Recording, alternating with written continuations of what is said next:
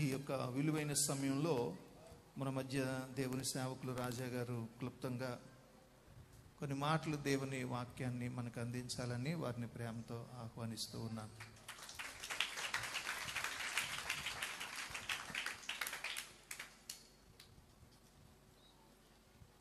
దేవుని స్తోత్రం, హల్లెలూయా. మరి నాకు ఇటువంటి అవకాశాన్ని ఇచ్చినటువంటి మరి స్థానిక దైవజనులు, మరి ఆత్మీయంగా అందరికీ తండ్రి గారు అయి ఉన్నారు, వారికి మరి ప్రత్యేక వందలు తెలియపరుచుకుంటున్నాను. మరి నేను ఇక్కడ ఈ స్థలానికి రావడానికి కూడా మరి కారణము మరి జోష్ అన్న గారు, మరి శాలమన్న గారు, వారి ద్వారా నేను ఆత్మీయతలో బలపడుతూ నేను పరిచర్యలోకి ముందు కొనసాగుతున్నాను. మరి మాది అంగార గ్రామం, చిన్న గ్రామమే. మరి మా తాతయ్య గారు మరి సేవకులుగా కొనసాగించబడుతూ ప్రభునందు నిద్రించున్నారు. అయితే నేను ఆ పరిచర్యను నేను కొనసాగిస్తూ ఉన్నాను. మరి ఈ సమయంలో మరి నేను ఈ రీతిగా రావడానికి కూడా మరి దేవుని మహాకృపను అనుగ్రహించాడండి. మరి నేనైతే సేవ పరిచర్యకి రాకూడదు అనేక ఆలోచనలు నేను ఉన్నాను. అయితే దేవుడు నేను ఎన్నో ఆలోచనలు ఆలోచించినా, ఎన్నో ప్రయత్నాలు చేసినా, మెడిసిన్ చేద్దామని, ఒక ఎంబీబీఎస్ చేద్దామని ప్రయత్నాలు చేస్తూ, ఒక చైనా వెళ్ళి చేద్దామని, లేదా ఎక్కడ చేద్దామని చాలా ప్రయత్నాలు చేస్తూ దాదాపుగా అనేక విషయాల్లో కూడా నేను నష్టపోయిన వాడిగా ఉన్నాను. దాదాపుగా 11 లక్షలు నేను పోగొట్టుకుని చాలా ఇబ్బందులు పడుతూ, చాలా పరిస్థితులు తారుమారిన స్థితిలో ఉన్నప్పటికీ కూడా మరలా దేవుడు మాట్లాడుతున్నాడు, నువ్వు పరిచర్యకు రావాలని. అయినా కానీ ప్రభు, నేను నీ చిత్తమే కానీ నా చిత్తం నువ్వు జరిగించు అని మాట్లాడుతూనే వచ్చాను. ఏమంటున్నానంటే, నీ చిత్తమే జరిగించు కానీ నా ఇష్టాన్ని నువ్వు నెరవేర్చు తండ్రి అని మాట్లాడుతూ వచ్చాను. మరి ఆ సమయంలో మరి అవన్నీ వెనక్కి తీసుకున్నాము. అగ్రికల్చర్ బీఎస్సీ కూడా కంప్లీట్ చేశాను. మరలా వచ్చి ప్రభువా, మరి నేను ఉద్యోగం చేస్తాను, నాకు సహాయం చేయని ప్రార్థిస్తుండగా దేవుడు అనేక మంది ద్వారా నాతో మాట్లాడుతున్నాడు. అనేక మంది దైవ సేవకుల ద్వారా కూడా నాతో మాట్లాడుతున్నారు. అయ్యా, నీవు సేవ పరిచర్య తప్ప మరేమీ లేదు నీకు అని మాట్లాడుతున్నప్పుడు కూడా ఎన్నో మాటలు చెప్తున్నా. నేను నా ఆలోచనలు బట్టి నడుస్తూ వచ్చానండి. చివరికి దేవుడు ఇంకా మార్గాలన్నీ మూసేస్తే, నా యొక్క పరిస్థితులన్నీ కూడా తారుమారు చేసేస్తే, ఉన్న పరిస్థితి ఎలాగైపోయిందంటే, కుటుంబము ఒక ఆర్థికంగా పర్వాలేదు కానీ పరిస్థితులను తారుమారైపోయి తినడానికి కూడా లేని స్థితిలోకి వెళ్ళిపోయాం. బయట చూసేవారికి ఎవరికి ఏమి కనిపించలేదు కానీ లోపల పడుతున్న వారికి మేము చాలా వేదన పడుతున్న స్థితిలో ఉంటే, చివరికి చదువు కూడా పూర్తి అయిపోయింది. ఉద్యోగం ప్రయత్నం చేస్తుంటే దేవుడు మాట్లాడిన రీతిని బట్టి, ప్రభువా, ఇంక నీ చిత్తమే, నా ఇష్టం కాదు కానీ నీకు నచ్చిన పాత్రగా నచ్చిన విధంగా నన్ను నడిపించుతంటే అని ఎప్పుడైతే ఆయనకి నిన్ను సరెండర్ అయిపోయానో, ఆయన చిత్తంలోకి వెళ్ళడానికి ఇష్టపడ్డాను. దేవుడు అప్పటి నుండి నన్ను యొక్క కష్టాల కోలంలోని తప్పిస్తూ, ఒక అనుభవం నేర్పిస్తూ ఆయన ఈరోజు ఈ పరిచయలో నడిపిస్తున్నాడండి ఆయన. మరి అటువంటి దేవాది దేవుడు నాకు ఇటువంటి అవకాశం ఇచ్చిన రీతిని బట్టి సమస్త విధమైన మహిమ ఘనత ప్రభావం ఆయనకే చెల్లునుగాక. ఆయన హల్లెలూయా. చిన్న ప్రార్థన చేసుకుని ఒక చిన్న మాటలు నేను ఒక 5 నిమిషాలు ముగించేస్తాను. ఎందుకంటే నా తర్వాత ఇంకా అభిషిక్తులమైన వారు, శ్రేష్టమైన వారు కూడా మరి దేవుని మాటలు మనతో పంచుకోవడానికి వారు సిద్ధపడి ఉన్నారు కనుక, మరి ఈ ఉపవాస ప్రార్థనల కొరకు ఒక 5 నిమిషాలు చిన్న మాటలు మాట్లాడుకుని నేను సమయాన్ని మరి అయ్యగారికి నేను అందిస్తాను. చిన్న ప్రార్థన చేసుకుందాం. అందరూ కూడా మరి ఈ రోజున వాక్యం కొరకు మరి సిద్ధపాటు గుండి ప్రార్థన చేసుకుందాం. దేవా, నువ్వేం మాట్లాడుతావు నాతో? నిలబడిన వ్యక్తులు కాదు, వారి ఆలోచనలు కాదు, వారి తలంపులు కాదు, నీవే మాట్లాడాయని మనం హృదయపూర్వకంగా ఆయన అడుగుదాం. మన ఆశను నెరవేర్చే దేవుడు ఆయనే కదా. మనమందరం సిద్ధపడదాం. మహాపరిశుద్ధుడా, మహాగణుడా, సర్వోన్నతుడైన మా దేవా, మీకు వేలాది స్తుతులు, స్తోత్రాలు, వందనాలు తెలియపరుస్తున్నామయ్యా. ఇదిగో ఈ రోజున మేమంతో ఆసక్తితో ఆశపడి ప్రభువా, నీ మాటను వినాలని, నీ వాక్కు ద్వారా ఆదరించబడాలని, ఇదిగో ప్రభు ఈ లోక జీవితంలో అనేక విషయాలను బట్టి మేము ప్రభువా తల్లడిల్లుతున్న పరిస్థితిని బట్టి నీ వాక్యము ద్వారా మేము బలపరచబడాలని మేము అందరూ వచ్చి ఉన్నాం దేవ తండ్రి. ఇదిగో ప్రభా, ఈ యొక్క ఉపవాస ప్రార్థనలో నీ తలంపులు ఏమిటో మాకు తెలియపరచండి, నీ ఆలోచనలు ఏమిటో మాకు తెలియపరచండి. ప్రతి విషయం కూడా ప్రభా తేట తెల్లముగా నాకు తెలియపరిచి ప్రభా మమ్మల్ని అందరినీ బలపరచడానికి సహాయమును అందించమని, ఇదిగో ప్రభా నీ మాటను మేము వెదజల్లుతున్న సమయంలో ప్రభా నీ ఆత్మ ద్వారా మమ్మల్ని బలపరిచి, నీ ఆత్మ ద్వారా మీరు నడిపించి సహాయం అందించమని తండ్రి, కుమార, పరిశుద్ధాత్మగా అనుచున్నాం పర తండ్రి. ఆమేన్. హల్లెలూయా, హల్లెలూయా. ప్రియులారా, నేను వాక్యంలోంచి అయితే నేను ఇంకేమి చెప్పను, కానీ కొన్ని విషయాలు మనతో ఒకసారి మనం మాట్లాడుకుందాం. జనరల్గా అయ్యా, ఇప్పుడు అందరూ కూడా ఉపవాస ప్రార్థనలే కదా, మరి ఉపవాసం ఉన్నారా? ఎంతమంది ఉన్నారో వారు ఒకసారి మీ యొక్క చేతులు పైకెత్తి చూపించమని నేను చెప్పను, ఎందుకంటే ఇది వ్యక్తిగతం. ఇది దేవునికి మనకి మధ్యన ఉన్న సంబంధం. ఎందుకంటే దేవుళ్ళు నువ్వు బలపడాలంటే నువ్వేం చేయాలి? ఖచ్చితంగా ఉపవాసము ఉండి తీరాలి. ఉపవాసం ఉండడము ఎందుకు మంచిది అని అంటే, మన శారీరకంగా కూడా అది మంచిదే అని ఇక వైద్యులు కూడా తెలియపరుస్తున్నారు. మనం గ్రైండింగ్ మిషన్ కూడా మనం తింటూ ఉంటాం కదా, ఆ మిషన్ అంతా కూడా కొంతకాలం ఆగుతూ మంచిదే కదా అని చెప్తున్నారు. కానీ ఈ ఉపవాసము ద్వారా దేవునితో సహవాసం చేసే పరిస్థితి దేవుడు మనకి సహాయం చేస్తున్నాడు. మరి ఈ ఉపవాస ప్రార్థనలు నీవు ఎందుకు ఉపవాసం ఉంటున్నావు? అసలు ఎందుకొరకును ఈ ఉపవాస ప్రార్థనలు మనం ప్రతిష్ట చేసుకున్నాము? ఎందుకొరకును ఈ దినములన్నీ కూడా పక్కన పెట్టి దేవుని సన్నిధిలో వచ్చి వాక్యం వింటున్నాము? ఏదన్నా ఒక గురైతే మనకుందా? అపోస్తలుడైన పౌలు అంటున్నాడు, నేను గురి లేని వాడిని కాదు, నేను ఎక్కడికి పరిగెడుతున్నా అంటున్నాడు? గురి యొద్దకే పరిగెడుతున్నాడు. అతనికి ఏముందట? నీ బ్రతుకుట క్రీస్తే, చావైతే లాభమట. అతని గురి ఏమిటి? ఒకవేళ నీ బ్రతికితే కనుక దేవుని కొరకే బ్రతుకుతా, ఒకవేళ నేను చనిపోతే దేవుణ్ణి నేను చేరుకుంటా నాకు తెలుసు కాబట్టి నాకు చావు అయితే లాభం అని మాట్లాడుతున్నాడు. మనము ప్రభువా నేను ఎందుకు బ్రతుకుతున్నా నాకే తెలియదు, కానీ ఈ లోక భోగాలు మాకు కావాలి, ఇక సుఖ సౌఖ్యాలన్నీ కూడా మాకు కావాలని మనం ప్రార్థిస్తున్నాం. అసలు దేవుని యొక్క ఆలోచన ఏంటంటే ఆయన చిత్తమును నెరవేర్చాలని. కానీ మనం ఆయన చిత్తాన్ని మనం నెరవేరుస్తున్నామా? ఆయన చిత్తం కొరకు మనం ఏదన్నా ఈ రోజున ఒక తీర్మానం తీసుకుంటున్నామా? ఏమీ తీర్మానం తీసుకోవట్లే. మనం ఎంతసేపు కూడా మనం ప్రార్థించిన మన ప్రార్థన అంతా కూడా ఎటువైపు ఉందండి? ఎంతసేపు కూడా ప్రభువా నాకు అది చేయి, ఇది చేయి, నాకు ఇది ఇవ్వ, అది ఇవ్వ అని మాట్లాడుతున్నాం, కానీ ఎప్పుడైనా మన తండ్రికి ఏదైనా కావాలేమో అని ఎప్పుడైనా ఆలోచించామా? ప్రభువా నీ కొరకు నేను ఏ విధంగా ఉండాలి అని ఎప్పుడైనా ఆలోచించావా? ప్రభువా ఎప్పుడైనా నీ కొరకు ఏదైనా ఒక సాధకంగా వాడబడాలి అనే ఆసక్తి కలిగి నీవు ఉన్నావా? మనం ఎప్పుడో ఈ కోణంలో మనం ఆలోచించవండి.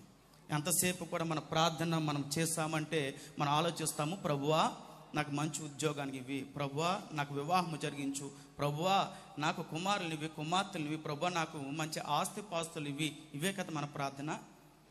కానీ ఎప్పుడైనా దేవుని కొరకు నీ జీవితం ఏమిటని ఆలోచించావా? ఈ లోకంలో మనం ఎప్పుడు ఆలోచించమని మన సొంత ఆలోచనలు ఎప్పుడు కూడా మనం అంటాం, పైగా ప్రభువా నీ చిత్తమే నా జీవితంలో జరిగించమంటున్నాం, కానీ నీ ఇష్టమే నీ జీవితంలో జరిగించమని దేవుని అడుగుతున్నాం. ఈ రోజున మనం మన ఇష్టాలని దేవుని చిత్తంగా ఆపాదిస్తున్నాం. ఒకవేళ నువ్వు చేసిన ప్రార్థన ఆయనకి అంగీకార యోగ్యముగా లేకపోతే నువ్వు నింద ఎవరి మీద వేస్తున్నావు అండి? ఈ రోజున ఎవరి మీద వేస్తున్నారు? దేవుని మీదగా వేస్తున్నావు. ప్రభువా నా మాట నువ్వు ఆలకించట్లేదు, నా ఇష్టాలు నువ్వు జరిగించట్లేదు అని నువ్వు అంటున్నావు. ఒకవేళ తర్వాత మనకి కనిపించేది ఎవరండి? సేవకులే. పాస్టర్ గారు నా కోసము ప్రార్థించట్లే, పాస్టర్ గారు నా కోసం ఉపవాసం ఉండి మరి ప్రార్థించట్లేదు అంటున్నావు. తర్వాత మరి ఇంకా కనిపించేది ఎవరంటే సంఘము నా కోసము ప్రార్థించట్లేదు అని అంటున్నా. ముందు నేను అంటాను, నువ్వు ప్రార్థిస్తున్నప్పుడు నువ్వు పొందుకోవాలంటే ఏది సిద్ధంగా ఉండాలండి? మన జీవితము ఒక పాత్ర అని మనకు తెలుసు. ఏదైనా ఒకరికి నువ్వు ఆ పాత్రలో నింపాలంటే ఆ పాత్ర ఎలా ఉండాలండి? శుద్ధి చేయబడిన రీతిలో ఉండాలి కదా. ఎవరికైనా ఒక అన్నం పెడుతున్న పాత్ర ఉంది, వారు తెచ్చుకున్నారు ఒక పాత్ర.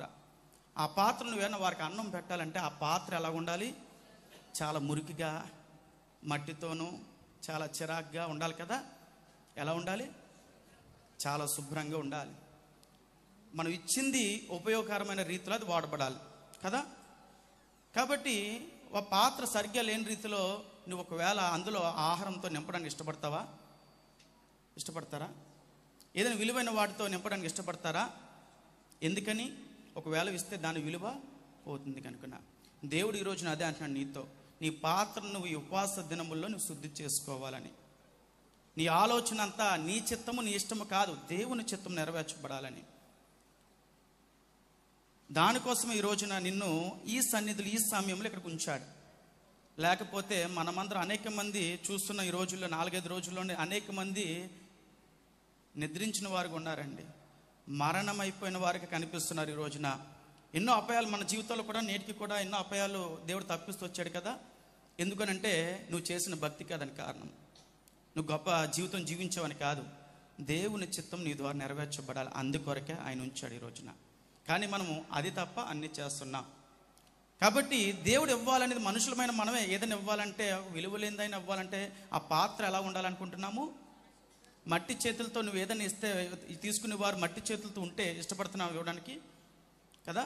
దేవుడు కూడా అంతే. నీ హృదయము నీకు ఈ పాత్ర శుద్ధమైన దానికి, పరిశుద్ధమైన దానికి ఉండాలని ఆశపడుతున్నాడు.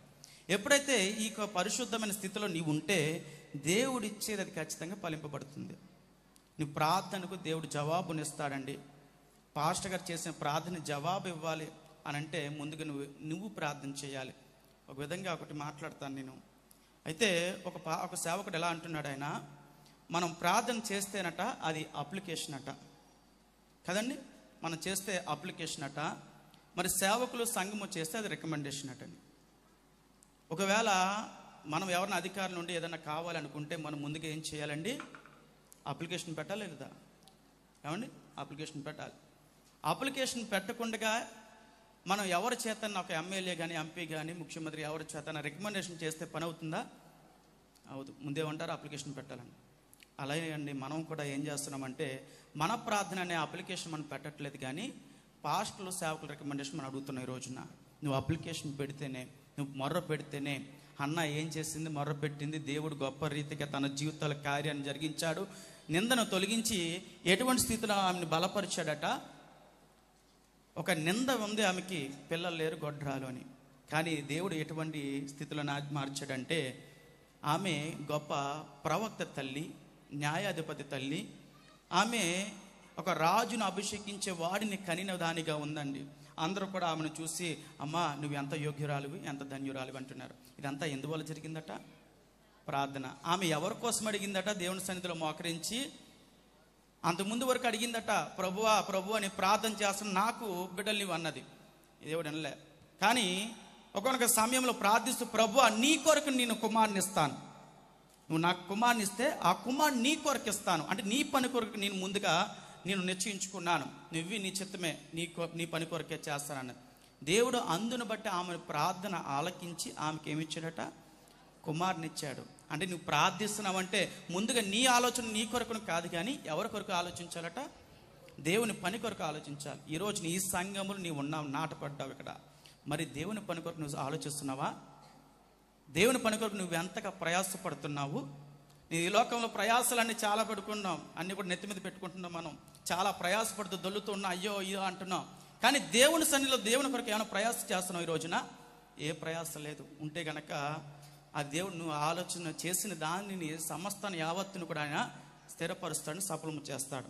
కాబట్టి ఈ రోజున ఉపవాస ప్రార్థనలో మీరు పాల్గొంటున్నారు, దేవుడు ఇక్కడ నిన్ను నిలబెట్టాడు అని అంటే ఒక ప్రణాళిక నీ మీద ఆయన ఏర్పాటు చేశాడు. ఆ యొక్క ప్రణాళిక ఏమిటనేది దేవుని సన్నిధి నువ్వు మోకరించి, ప్రభువా నీ చిత్తం ఏమిటో నా జీవితంలో తెలియపరచు, అది జరిగించు అంటే మనం గొప్పవారిగా దేవుని సన్నిధి తీర్చిదిద్దబడతాము. మరి దేవుడు మన ద్వారా గొప్ప పనులు చేస్తాడండి. కాబట్టి ఈ ఉపవాస ప్రార్థనలో ఎందుకొరకు ఉపవాసం ఉంటున్నావో తేటతలము ఒక నిర్ణయం తీసుకునిరా. ఒక గురికి నువ్వు ఎంచుకుని, ప్రభువా నీలో నేను బలపడాలి, అదొక నిర్ణయం. ప్రభువా నీ యొక్క పరిచయలు నేను వాడబడాలి, అదొక నిర్ణయం. ప్రభువా నీ కోసం నా జీవితం జీవించాలి, అదొక నిర్ణయం. ప్రభువా నా ద్వారా అనేక మందిని సువార్త ప్రకటించాలి, అదొక నిర్ణయం. ప్రభువా ఏదేమైనా నా జీవితం నీకు అంకితము, అదొక నిర్ణయము. ఈ నిర్ణయాలు మనకు ఉండవు. ప్రభువా ఉపవాస ప్రార్థన ఉంటున్నాం 3 రోజులు కూడా, నా జీవితంలో అది చేయి, నా కుమారుడి జీవితంలో ఇది చేయి, నా కుమార్తె జీవితంలో అది చేయి అంటున్నావు ఈ రోజున. మరి దేవుని కొరకు ఇంకెప్పుడు నువ్వు ప్రార్థిస్తున్నావు? దేవుని కొరకు నువ్వు ఇంకేం చేస్తున్నావు? క్రైస్తవులుగా మనం చేయవలసిందా? కాదు. మనం క్రైస్తవుడు అంటే క్రీస్తుని పోలి నడుచుకునేవాడు, క్రీస్తును పోలినవాడు, కుమారుడు అనగా నా కుమారుడిగా ఉన్నవాడు. అంటే క్రీస్తుకు మారుగా మనం ఉన్నాం మనం ఈ రోజున కదండి. కాబట్టి క్రీస్తును పోలి నేను నడుచుకున్న ప్రకారం కూడా నన్ను పోలి మీరు నడుచుకోనని అపోస్తలుడైన పౌలు కొరింథీ సంఘానికి చెప్తున్నాడు కదా. ఈరోజు నువ్వు ఎవరికైనా చెప్పగలుగుతున్నావా? నన్ను పోలి నన్ను చూసి మీరు నడుచుకోండియా అని? అటువంటి స్థితి మనకు లేదు ఈ రోజున. అటువంటి స్థితిలో నీవు వృద్ధి పొందాలని దేవుడు ఈ రోజున ఈ ఉపవాస ప్రార్థన ఏర్పాటు చేసి నీ గురి అది. క్రీస్తుని పోలి మనం నడుచుకోవాలని దేవుడు ఈ రోజున మనందరిని దేవుని సన్నిధిలో నిలబెట్టాడు. ఈ రోజున ఈ మాట నీకు తెలియపడుతుంది. దేవుని స్తోత్రం కలుగును గాక. మరి అందరూ సిద్ధపడదామండి. అందరూ కూడా సిద్ధపడదామా? ఏ విధంగా సిద్ధపడదాం? ప్రభువా, నా జీవితంలో నీ చిత్తం నెరవేర్చు. అనుదినం ఉదయం లేచిన వెంటనే మనము ప్రార్థించవలసింది, ప్రభువా నీకు ఈ రోజున నీ కొరకు నేను ఏ విధంగా ఉపయోగపడాలో, ఏ పని చేయాలో చేయించని. మరి ఆ రీతికి ప్రార్థన ద్వారా సిద్ధపడతాము. చిన్న ప్రార్థన చేసుకుందాము. అందరూ కళ్ళు మూసుకోండి. మహాపరిశుద్ధుడా, మహాగణుడా, సర్వాధికారి అయిన మా దేవానికి వేలాది స్తుతులు, స్తోత్రాలు, వందనాలు తండ్రి. ఇదిగో ప్రభువా, ఇక్కడ మేమందరము కూడా నిన్ను ఆరాధించడానికి, నిన్ను స్తుతించడానికి, నీ నామం గణపరచడానికి కొరకు ప్రభువా, నీకు ప్రభువా నచ్చిన పాత్రగా మా జీవితాన్ని మార్చుకున్నటకు మేమందరూ సిద్ధపడిన తరుణంలో వచ్చిన ప్రతి బిడ్డను మీరు జ్ఞాపకం చేసుకోండి. ఇదిగో ప్రభు, మా జీవితము అంగీకార యోగ్యమైన రీతిగా మరి మార్చడానికి కృప దయచేయండి. ఈ ఉపవాస ప్రార్థనలో ప్రభువా, నీ కొరకు ప్రభువా మేమేమి చేయాలనే తలంపులు మాకు దయచేయండి.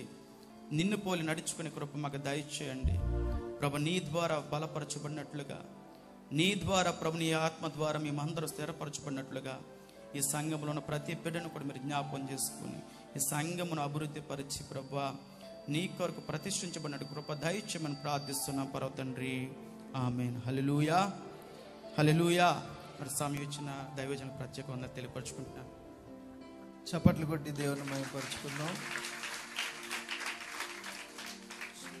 చాలా క్లుప్త సమయంలో మంచి విషయాలు, దేవుని మాటలు అందించినటువంటి సహోదరులు, దేవుని సేవకులు రాజా గారికి ప్రభు పేట వందనాలు తెలియజేస్తా ఉన్నాను. అలాగే